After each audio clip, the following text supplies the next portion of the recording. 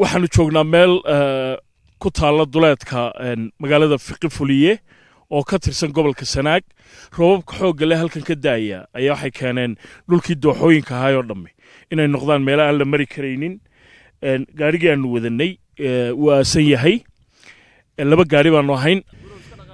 gaarigii labaadna meel noo muuqata ayuu isaguna ku jiraa magaaladii aanu sidnay raashinka gargaarka ee Fiqifuliye halkan way nooga muuqataa laakiin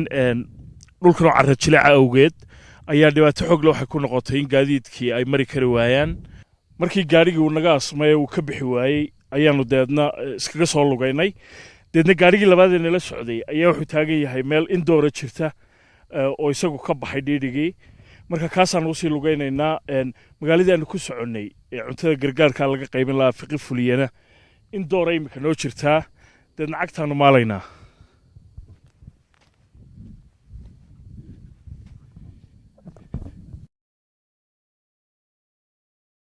gaarigii hore waxaanu kaga nimay masaafad ilaa 10 kilomitir jirta deedna gaarigan oo markii hore ka soo baxay dhiiqada ayaa haddana nala galay weli magaaladii aanu ku soconay Fiqifuliye way noo muuqataa laakiin maadaama dhulkan uu yahay dhul banana masaafad aad u fog bayna weli jirtaa ninkan askariga ayaa na caawinaya oo hadda dhooqadii ka qodaya waxaan nahay aniga iyo Cali Dheer oo kamarmaanka iyo Raxma oo hayadan cuntada qaybin lahayd ARC shaqaalaheeda kamida Raxmi London bay ka timi muddo dhowr bilood ay halkan ka shaqeynaysay Raxma tan kale hore ma aragtay wali tan kale ma arkin aragtaa waxaan u eegnay gabigayga inaan dambas ku soo galgalanay kabiina ma la socon karo waatay insha Allah waan ka bixi doonaa ma insha Allah waan ka bixi doonaa dhowr kilomitir oo kale ayaa inoo hadhay sidaan ku qiyaasayo telefoonno badan baanu diranay oo caawimaanu dadku weydiisanaynay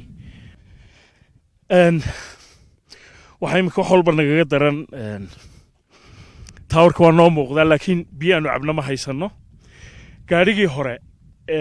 dhiidhiga naga galay ayay biyihii noo saarnaayeen gaariga labaad markaanu soo gaadhnay intii aanu gelin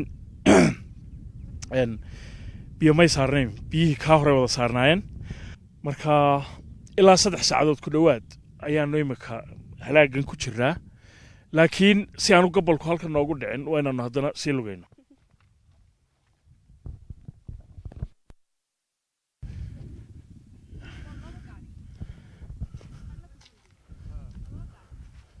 waxaan rajaynayaa halkan naga arkaan